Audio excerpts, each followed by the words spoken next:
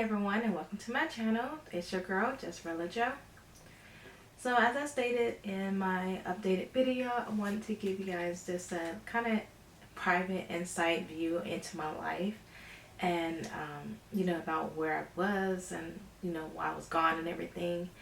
And one of the things that I want to incorporate in my videos moving forward is more of not so much as just necessary personal side of my life, but just to pretty much document my, I guess, TCC journey, what I've been through, what I'm planning on doing from here, and just to bring you guys along with me on this journey, just so that anyone who is experiencing this doesn't necessarily feel alone in this journey, because this journey can very well make you feel isolated. It can give you depression. It's just one of those things where you feel like you're just in it by yourself, and even though there's others around you that may be going through it as well. So I just wanted to just document what I've been through, just in case anyone else currently going through it. So basically, my journey to motherhood started December 2018, sorry. So that's when me and my husband, now husband, got engaged in December. We didn't think that it would happen so quickly. We thought that, hey, we already plan on getting married. We already know we want kids. Why not start now? What better time than now is to start off practicing and seeing what happens, basically. So we tried it and didn't succeed that month, which was fine. But the next following month we did conceive. On my cycle, January 11th.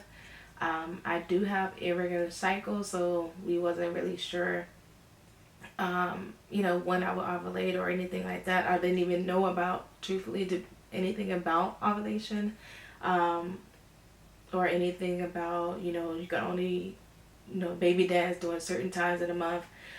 We were just just kind of winging it in this sense. To be honest with you, like, I knew that you can get pregnant if I'm having sex. I knew you can get pregnant. I just didn't know exactly like the details when it came down to trying for a baby and everything like that. But we did end up succeeding that cycle.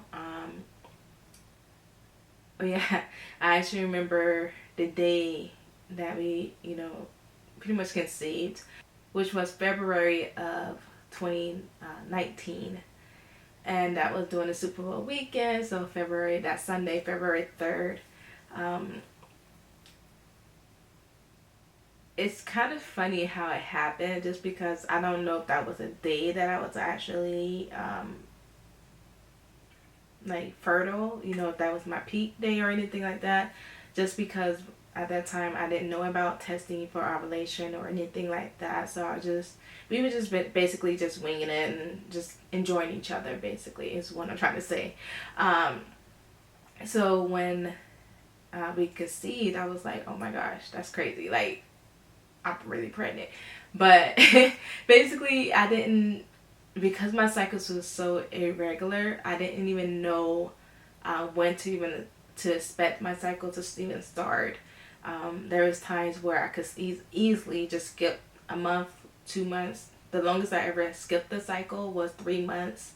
And I didn't know if that was going to be, what happened this month, that cycle.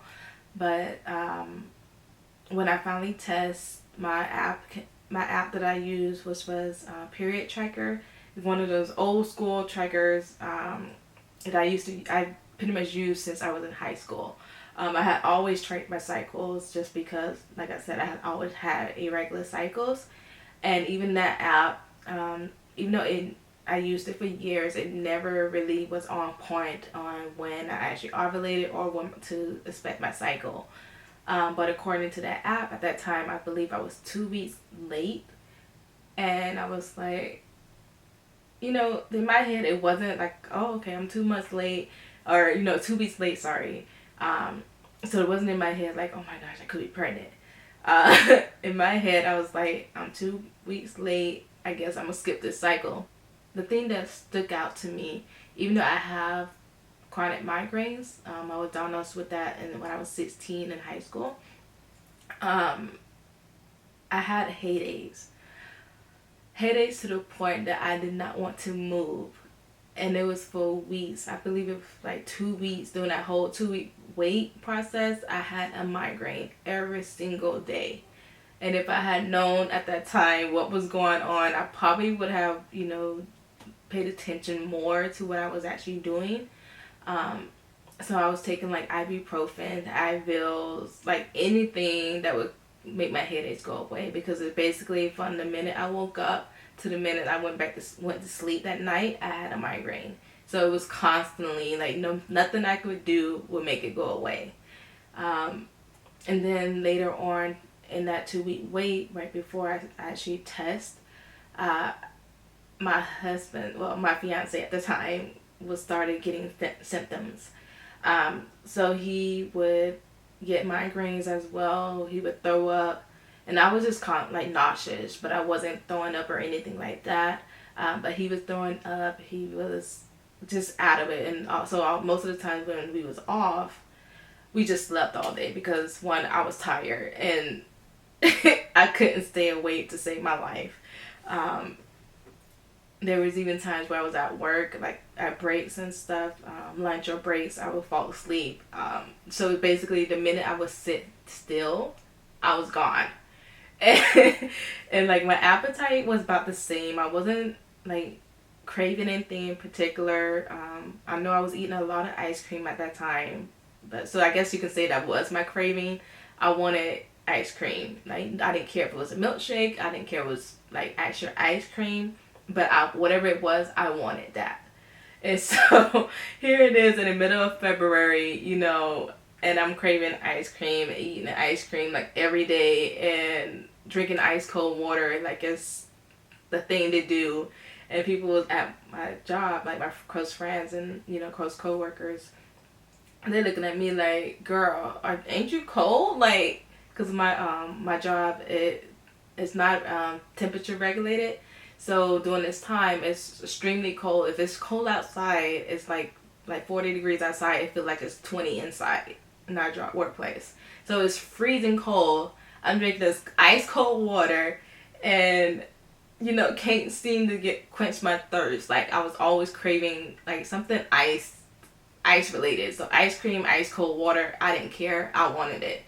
And you know, even then, like, I still, like, thinking about it now, it really does make me like sit back and like be like, girl, you was pregnant and you didn't even know. Like,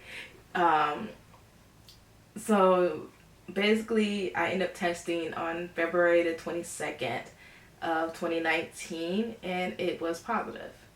So I actually still have my pregnancy tests. I know it's probably nasty, but these are it. I don't know if you guys can see the line still. So yeah, that was that test. And so because my cycle was so irregular, and because I end up ovulating later in that cycle, when I finally had my doctor's appointment, they thought I was about 9 to 10 weeks pregnant. But before I even go there, what ended up happening was on the 22nd, I actually ended up being able to get a doctor's appointment with my primary doctor, who also, you know, tested me, and turns out, you know, she confirmed that I was pregnant and it wasn't a joke, or anything like that. But I did find out from my doctor, as well as a home pregnancy test, that I was indeed pregnant. And then later on, about a week and a half later, I ended up going to urgent care because I started spotting. It wasn't a lot, but it was a lot. And for someone who, you know, never been pregnant before, I didn't know what to expect. So when I saw this, I was like, oh my God, like, what is this? And so you know, I went to urgent care and they did an ultrasound at that appointment. At that time, I should have been about 5 weeks, I want to say. Let me double check here.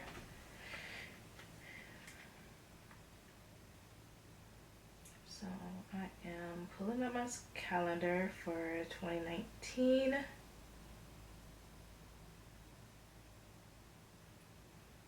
And for February. So I ended up going to urgent care, I believe, on the 27th.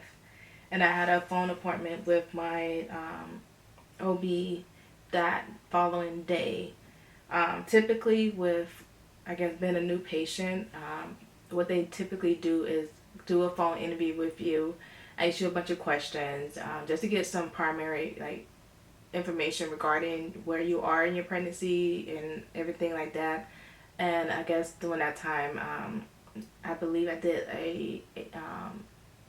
had to get a blood lab work for my HSG. I can't really remember because it's been so long now. But basically, you know, they did that. I had a phone interview with my OB that next day. But that ended up being canceled because of the the urgent care visit, because of the spotting. And that spotting only started on that day prior. And so that was the only time I ever had spotting. That was for that time, that moment. Later on, I did have spotting again. But basically, on the day when I went to urgent care, it started out pretty mild at first.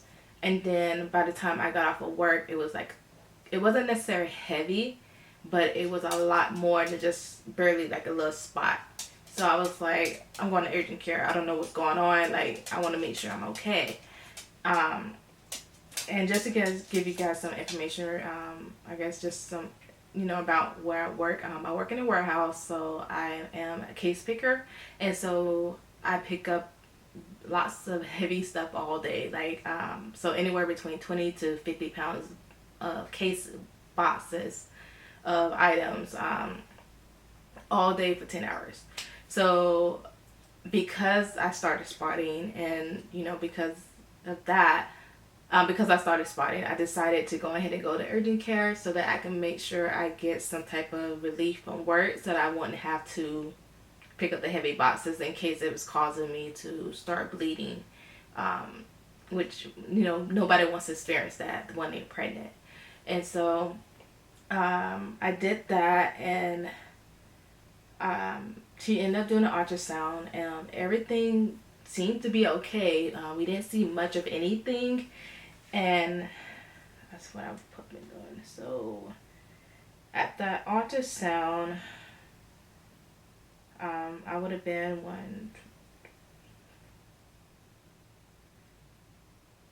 about 7 weeks. So I should have been 7 weeks pregnant at that time.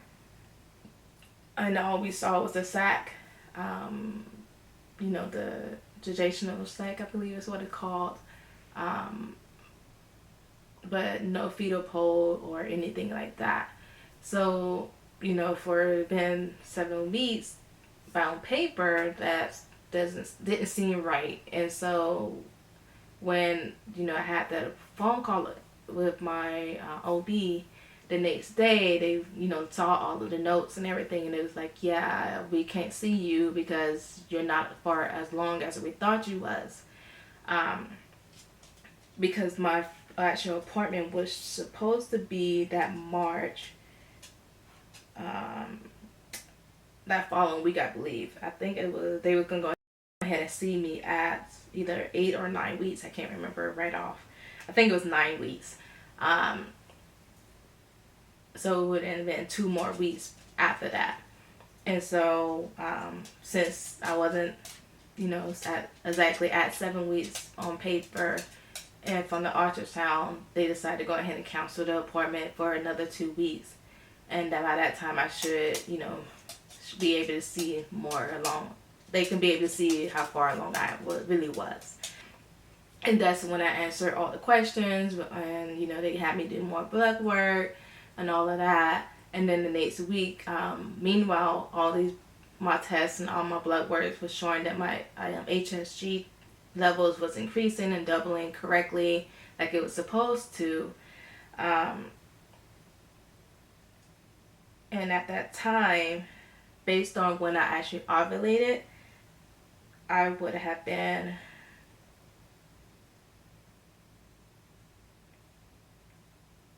3 weeks when I went to urgent care.